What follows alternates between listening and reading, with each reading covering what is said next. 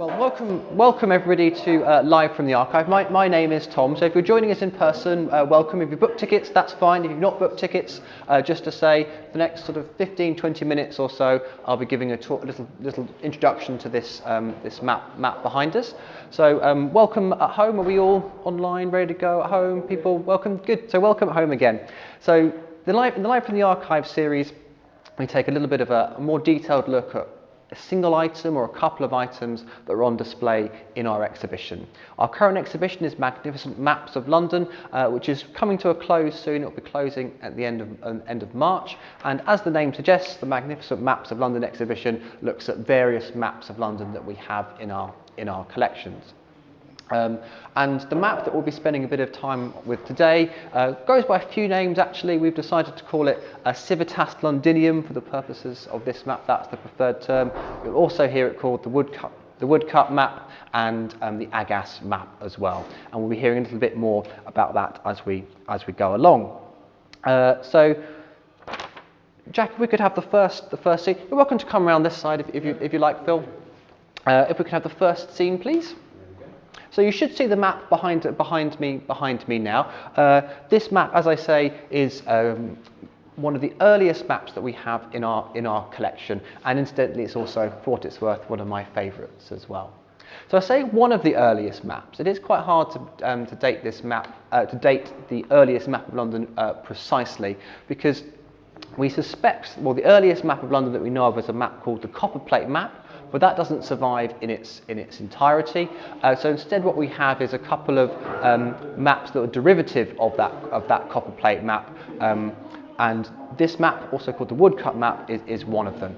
So the map itself, we know dates the year 1633, but the London it depicts is in the 1560s, and there are some interesting features of this map that would be fairly typical of its time, of a map of this time, that perhaps we don't think of as typical for a map today.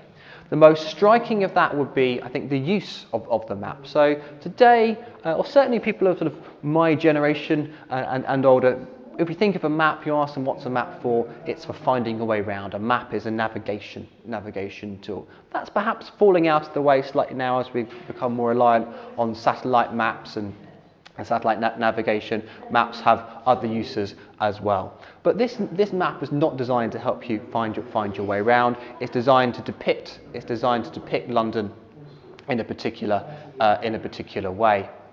The other thing that links to that is the view of the map. So if you ask today, what does a map look like? We think of it having this top-down view, this plan view.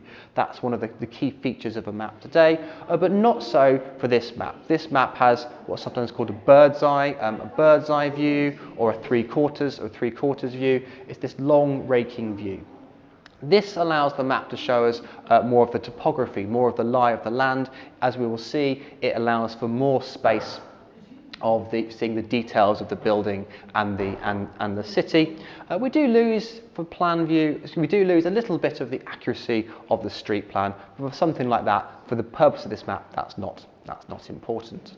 Another sort of indicative feature of a map from this time period is actually how the map is displayed. We can see the map behind me. This is a large map. I'm about 5'11". My wingspan's about 6 foot tall. So if I was to do this, you get a sense of how big this map is. It's a whopper.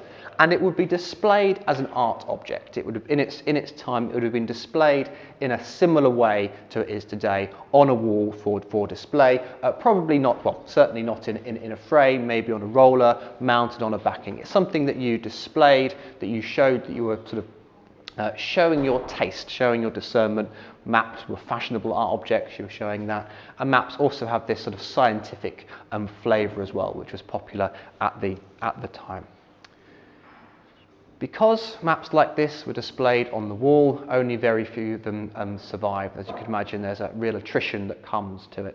We can't say for sure how many maps like this were produced. My understanding is it's a figure in the hundreds, maybe pushing the low thousands, but not a limited print run. And of that number that were produced, only 3 survive. So we're very proud to have this in our collection. As I said, it goes by a few different names. The more established name now is Civitas Londinium, but you'll also hear it called the Agass map. It used to be attributed to a surveyor called Ralph Agass. We now know that that is a spurious attribution, but you'll still sometimes hear it called, or often hear it called, the Agass map. And then also called the woodcut map as well. And what woodcut tells us is how the map was produced. So it was made on woodcut wooden printing blocks, and that's how it was able to be reproduced in that matter. If we could have the next slide, please. So on your screen now, in a moment's time, you should see a little text panel, and this gives us a further clue into the age of the map. So I say it's one of the earliest maps of London, and it certainly is, but we do need to perhaps be a little bit careful about what we mean by that. So the physical object itself dates to the 1630s, it dates to 1633, but the map of London, the view of London, excuse me, that we see here is an earlier version of London, London of around the 1560s. We can sort of date that from some of the features on the map. So what we have here is a Jacobean reprint of an earlier map. And this little text panel gives us a clue. Well, I was going to say a clue. It gives us actually a full-on explanation of the age of the map. If you read through the text, you can see some reference to the mythological founding of London by Brutus. And also, if we carry on reading through the text, it will also we can do some little subtraction and give a date of it. So the author of the text panel lets us know that the date of the world, this is the what was thought to be the year of creation as 2832. This map, we then hear that London's been standing since 1130 BC, and we can subtract those two figures to give us 1633. Slip of the tongue there. I say 1533 because you can see that, and not when it was in our care, I hasten to add, there has been some annotations made to this map. We don't know exactly when that was or who by. You can see that they've actually, I'd say somewhat helpfully, done those sums for us to make the maths a little bit easier to do. But if you look carefully, you can see that they've taken issue with the date with that dating. So they've overwritten the 7, put in a 6, and that's then thrown their maths out by a century. So at the bottom there, it claims this map is 1533, when we think it is in fact 1633. So I mentioned that this map was first produced in the 1560s, reprinted in 1633. And if we can have the next slide now, please, Jack. And this has led to a few little idiosyncrasies or inconsistencies with the map. So on your slide now, you'll see the royal arms that are visible on the top left-hand corner of the map. And you'll also see, zoomed in, a little bit harder to make out one of the boats on the river. So the coat of arms on the top left-hand side, these are the Stuart arms, the arms of the Stuart arms, and then on the map there, on the boat there, you'll see zoomed in.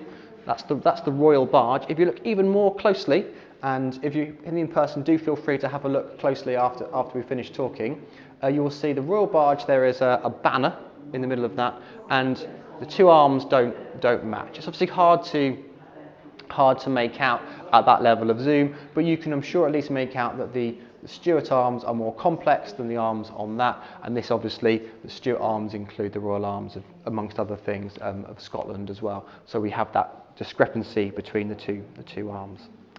It is likely, although we can't say for sure, it's likely that this map was printed in the 1560s from the coat of arms, but also, and we don't have a slide for this one, the St. Paul's Cathedral that is featured on this map doesn't have its spire, and the old St. Paul's Cathedral, this is the Gothic version, before the Red iteration, lost its spire in a fire of 1561.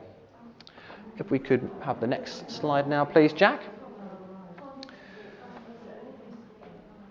Although we've seen there's a few idiosyncrasies that have emerged between the two editions, largely it is the same. But one important addition to the later version of this map is the Royal Exchange. The Royal Exchange opened in 1572. Sir Thomas Gresham was an important instigator of this project, and the Royal Exchange opened as both a financial hub and a sort of a luxury shopping centre as well. And it's to use a sort of a modern analogy. And what this represents, it's part of London's increasing sort of financial dominance, a kind of a change in London's trade, deemed important enough to add to this map. And on the slide, you might just be able to make out, and again, when we finish talking, if you're here in person, do have a look. You can make out there's a little sort of almost different texture of that. You can see how it's been cut in. And that would have required actually physically cutting out a block of wood and inserting a new section. That's how you would update things in this technology. If we move on to the next slide, please, Jack. So we have a sense of when the map was made, how it would have been used. Let's think a little bit more about what it shows. So the idea of a map, like when you make any map, you have to make choices about what you include and what you don't include, and that always lets us gives us some insight into what people deem important, and it gives us some insight as well into the map the message is trying to convey, and the sort of the psychology of the map maker. One of the features that's often commented on this map, for good reason, is the charming details of Londoners going about their lives. So in the sort of top right-hand corner of the image on your screen, or just here, if you're with us in person, we can see the fields to the north of London. Interesting in and of itself, of course, that more fields are actually fields at the time that this was made, and we can see people going about various activities in the fields. We can see people practicing archery, we can see people practicing musketry, and we can see people laying out cloth. And this is one of those things that gets sort of described in different ways. You'll often hear it described as people doing their laundry, perhaps, but more likely this is actually a reference to the wool trade at this time. So one of the main exports of English exports at this time, one of the things that England was known for was its production of wool cloth and its export to the continent. So rather than this being sort of a domestic situation, it's likely this is a reference to the wool trade that London was famous for. And so this is sort of part of the messaging, if you like, behind this map. We don't know for sure, we can't know for sure, but it's suspected that believed that one of the patrons of this map was the Hanseatic League. The Hanseatic League, or the Hansa, as they know, were a league of trading cities that operated in the Baltic and the north of Europe, and there's some sort of belief that they were the makers behind this map, and then what they're doing is they're showing London. I'll just wait for that to go by. They're showing London. They're showing kind of the primary trade of London, but also the references to musketry, the references to archery. There's also a sense of London's sort of martial prowess as well. It's kind of power as a city. So we get that sense in the north, and then if we go to the next slide, please, Jack, and that puts us on the south bank of the river, and the dominant feature that we can see are the two theatres labelled bull baiting and bear baiting. But before we come to that, just to finish off that Hansa story and this story of London, the map showing what London is famous for, notice how the various wharves, the riverside warehouses and various things are labelled. Notice how there's activity along the river, and if you also notice it's a bit incongruous, but you can see sort of two oxen that have sort of strayed into the river there. It's there, that text says Steelyard or Steelyard, and the Steelyard was the London base of the Hansa. And part of the detective work that makes us think that this map had links to the Hansa is that the Steelyard is named, but the Guildhall is not named, the livery companies aren't named, and there was a rivalry between those two bodies about the sort of the trade and the goods of London. Almost a rivalry, if you like, between the domestic and the international, to give kind of a modern analogy to that. And so finally, we can get a sense of life along the river. The river was central to London life, both as a source of food, a source of transport, a source of commerce, but also along the river, and particularly in the south bank of the river, or Southwark, it was also a place of entertainment as well. Although what's depicted here, I think a modern eye wouldn't think of it as entertaining at all. We would, of course, think of it as really unspeakably cruel. But one of the most popular forms of entertainment here was bull baiting, also bear baiting as well, and you can see those two amphitheatre styles labelled there, and it even goes into so much detail. You can see the bulls in the bull baiting arena, and the mastiffs, the English mastiffs, in their kennels along there. So I say this was early modern Southwark, and Southwark had a reputation for being a more licentious place than the city. So it's a place where the theatres were, the bull baiting, sex work as well, was all kind of known to be in this part of London. So it is interesting, of course, then if we've both got the London in its more sort of powerful side and hints to its less salubrious side as well, which is probably, if I'd given that a bit more thought, probably not the best place to end the presentation, but you are where you are sometimes in life. So thank you all. That will kind of draw the formal presentation to conclude. So I hope that was interesting to people. I hope we gives you a bit of insight into some of the features behind this map and how it came about. And then I'm very happy to take questions both from people in the room and anyone from online as well. Do you have any online questions to start us off, Jack? Yeah. Okay, jolly good. If you have them, that's fine. The questions aren't obligatory. Are there any questions for anyone in the room? Okay. So we'll give people at home another minute if they have questions. Sometimes it's hard to think of it, and then when you have thought of it, you need to text. And in the meantime, we'll take the question here from Phil. Is the Globe Theatre and some of the other theatres shown on the map? Oh, great. So the question was, is the Globe Theatre and the other theatre shown on the map? So yes and no, to give a slightly complicated answer to a very simple question. So where is marked the bull baiting and the bear baiting? That is the rough location of what becomes the Globe Theatre. But there's some debate amongst scholars as to which is which. Even there's some debate among early modern scholars whether really there were two theatres at this time, the two structured at this time, or really whether it was one. We have to be careful about trusting old maps. They can sort of lure us in. So the various sort of comparison maps we have, so Civitas Londinium, Holler's Longview, Fisher's Panorama, they put them all in slightly different places, so we don't quite know where they were, and this obviously being a likely date of 1560 produced, it is slightly before the Globe Theatre as well, but it gives the flavour of the location, but not the exact theatre. Thanks. Yep. The Hanseatic League, are they tied into the Baltic Exchange? So the question was, the Hanseatic League, are they tied to the Baltic Exchange? I think not, but it's not something I know a huge amount. I think the Baltic Exchange is a little bit later, and that's more to do with the various royal trading companies that come a bit later. My understanding is, and I am on slightly shaky ground, my understanding is that the Hanseatic League almost fall out of power in this period, and then more domestic league, trading leagues kind of take over as part of that sort of early imperial period. That's my understanding, but I am prepared to be corrected on that. Jack's nodding approvingly, so we'll go with that. Any questions from home, Jack? Yeah, Deborah asked, is it known who drew the map and where was it originally displayed? Okay, so no, so we don't know who originally drew that map. We used to think perhaps it was one Ralph Agass, and indeed you'll hear it sometimes called the Agass map. We now know that's a spurious attribution.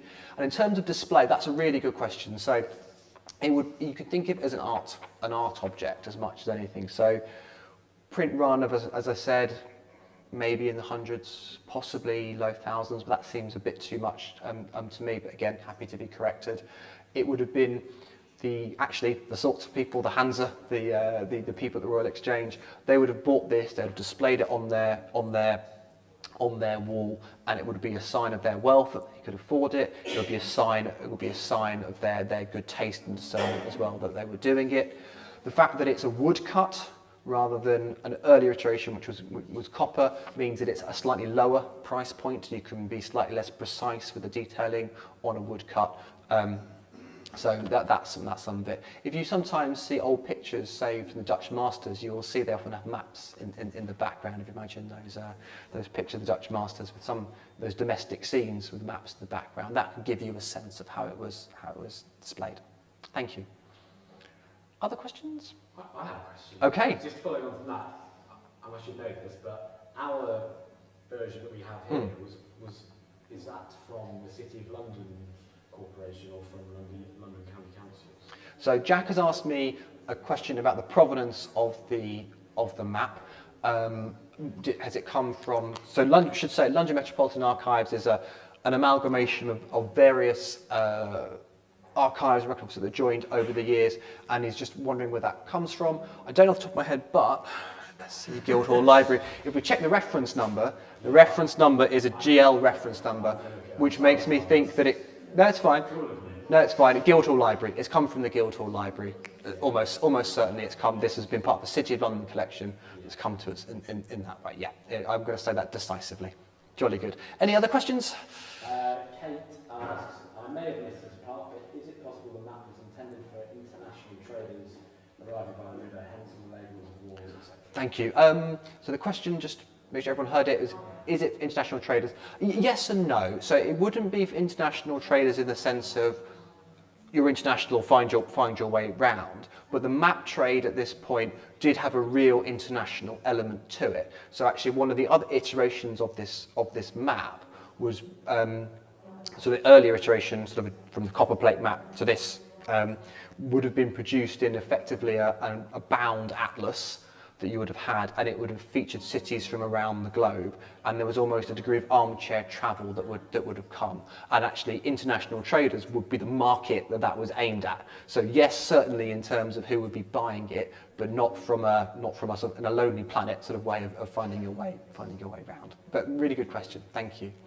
Any final questions from home, Jack? Any final questions from the audience here? Yes. Would this have sort of a royal patronage, and would there sort of be any evidence like of any royal palaces and things like that? Okay, so the question, just so everyone here, is there any evidence of royal patronage? So not in terms of actually a royal patron being responsible for the making of the map, but it does, we get royal palaces. There's Baynard, yes, so there's few that are on the map, but more because they're depicting London rather than like you perhaps what you were alluding to. Sometimes if you know who the patron is, it explains why something is particularly well featured. There's no evidence of that. But the tower is on here, Baynard's Castle is on here. I think it just cuts out, so I'm just checking this on the fly.